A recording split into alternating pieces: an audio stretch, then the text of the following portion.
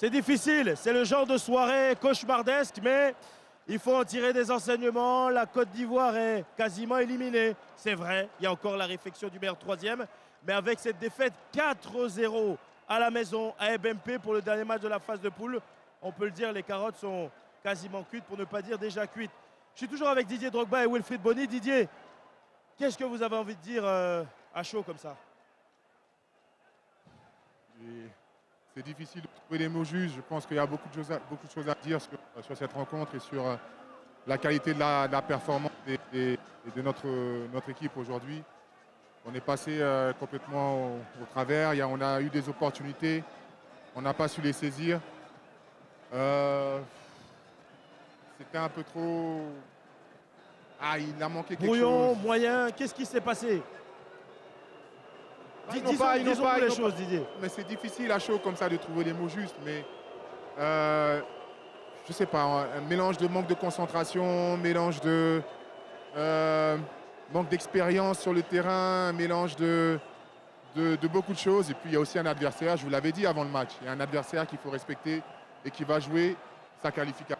Et ils l'ont joué de la plus belle des manières. Donc chapeau à eux, parce que venir en Côte d'Ivoire, si remporter un match aussi décisif, 4-0, devant autant de supporters ivoiriens, c'est difficile, ça va marquer l'histoire du football ivoirien. Vous entendez peut-être la colère du public ivoirien. Il y a une bronca, une énorme bronca dans ce stade olympique Alassane Ouattara pour accompagner les joueurs.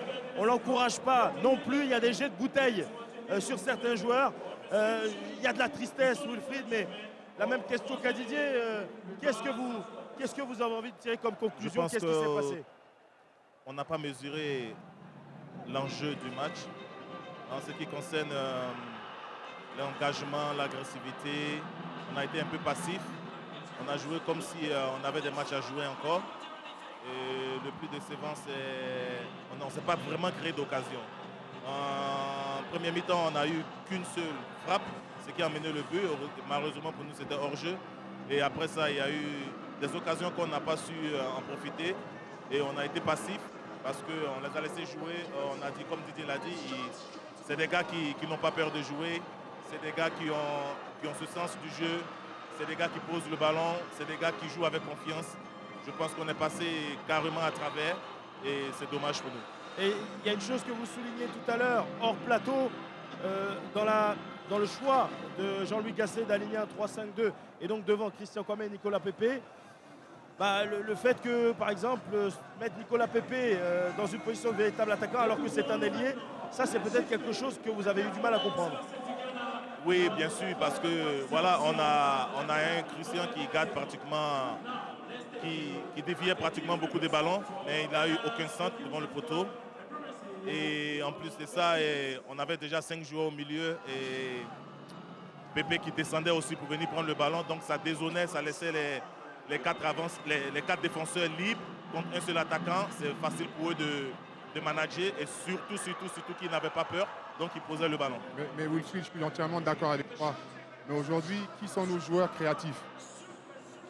Qui crée le jeu? Qui pouvait créer le jeu? Donc quelque part, Nicolas Pepe, ne recevant pas les ballons dans les conditions qu'il espérait, il était obligé de décrocher pour essayer de retoucher, se redonner un peu confiance et montrer que j'ai besoin de recevoir des ballons. Tu es d'accord avec moi? Bien sûr, c'est son jeu.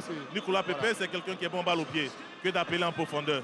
On avait Crasso, qui lui n'a pas débuté. Et on a vu directement quand il est rentré et il a marqué. Parce qu'il est bon dans le box.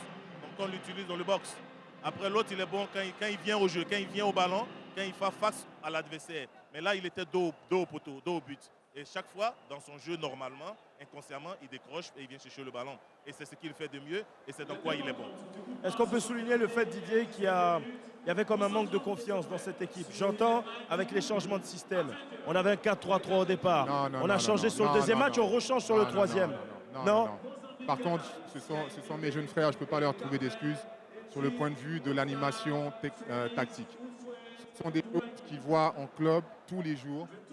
Ils font face à des oppositions de style tous les jours. Donc, ils ont les clés pour animer ce système de jeu. À ce niveau-là, on n'est plus à oui, mais est-ce que. Ils ont gagné des matchs comme ça. Donc, ils ont déjà joué dans ce système. C'est pas ça qui a à remettre en question. Je pense que ce qu'il faut remettre en question aujourd'hui, c'est l'engagement. L'engagement de nos jeunes frères. Je pense qu'ils avaient envie, mais ça ne s'est pas matérialisé sur le terrain. Et ça, Il n'y a pas d'agressivité. Il n'y avait pas d'agressivité offensive ou défensive. Et l'agressivité, ce n'est pas forcément d'aller faire faute. Il faut beaucoup d'intelligence de jeu, beaucoup de vista, si on peut dire. Et eux l'avaient. Vous avez vu le numéro 6, à chaque fois qu'on le touchait, il était par terre. Parce qu'on mettait la pression. On mettait la pression. C'est ça, c'est l'expérience, c'est la vista, c'est l'expérience des Coupes d'Afrique des Nations. Ils en ont 2, 3 et nous, on a des joueurs qui sont à leur première seulement. D'autres, c'est simplement leur deuxième. À part Mas Gradel et peut-être Serge Aurier et peut-être d'autres que j'oublie, Badra. Mais on va apprendre. C'est de ces douleurs-là que naissent les belles victoires, j'espère. Et les échéances arrivent forcément à grands pas. Les éliminatoires de la prochaine Coupe d'Afrique des Nations, déjà en 2025. Les éliminatoires de la Coupe du Monde 2026, à partir de mars. Puis l'été prochain avec un match notamment ici même peut-être face au Gabon. Apprendre l'avenir. Et forcément, il y avait un objectif qui était assigné à Jean-Louis Gasset, qui est clair, qui est connu de tous, Wilfried. Demi-finale minimum. Et aller gagner forcément cette Coupe d'Afrique des Nations. La question de son avenir va se poser. Bien sûr, parce que jouer chez nous à la maison et sortir de cette manière, c'est difficile pour l'équipe, c'est difficile. Vous voyez les supporters qui sont fâchés. Et nous aussi derrière, on est comme des supporters aujourd'hui. Tu vois, on a été sur le terrain.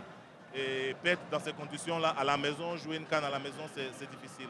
Et effectivement, quand ça ne va pas, la première personne qui a été touchée, c'est le coach. Donc on comprendra. Mais le plus important pour nous aujourd'hui, c'est ce qu'on a montré sur le terrain.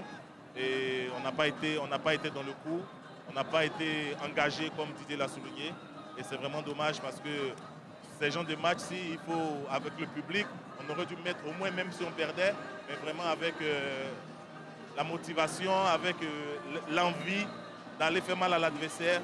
Et on a manqué ça quelque peu dans certaines actions. Didier, un dernier mot pour les joueurs, pour l'entraîneur, pour cette sélection nationale de Côte d'Ivoire, pour conclure. Difficile de trouver le mot juste. Écoutez, il va falloir se remettre au travail. Il va falloir se remettre au travail, se poser les bonnes questions. Non seulement se poser les bonnes questions, mais prendre les bonnes décisions pour le football et que du football. Pour le football et que du football. Parce qu'aujourd'hui, une nation comme la Côte d'Ivoire ne veut pas organiser une telle compétition.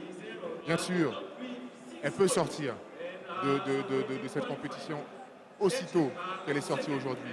Mais de cette manière, il y a un véritable problème. Des questions à se poser forcément. Merci Didier, merci Wilfried. Merci. On est à la conclusion de ce plateau, mais évidemment le football continue avec Ghana-Mozambique. Les supporters ghanéens sont déjà là. Ils sont venus nombreux pour soutenir les Black Stars qui jouent leur qualification. C'est le prochain match sur NCI. Et puis bien évidemment, la Coupe d'Afrique des Nations 2023 continue sur NCI. Malheureusement sans les éléphants de Côte d'Ivoire, mais c'était un plaisir d'être avec vous dans cette petite soirée. On se dit à très vite.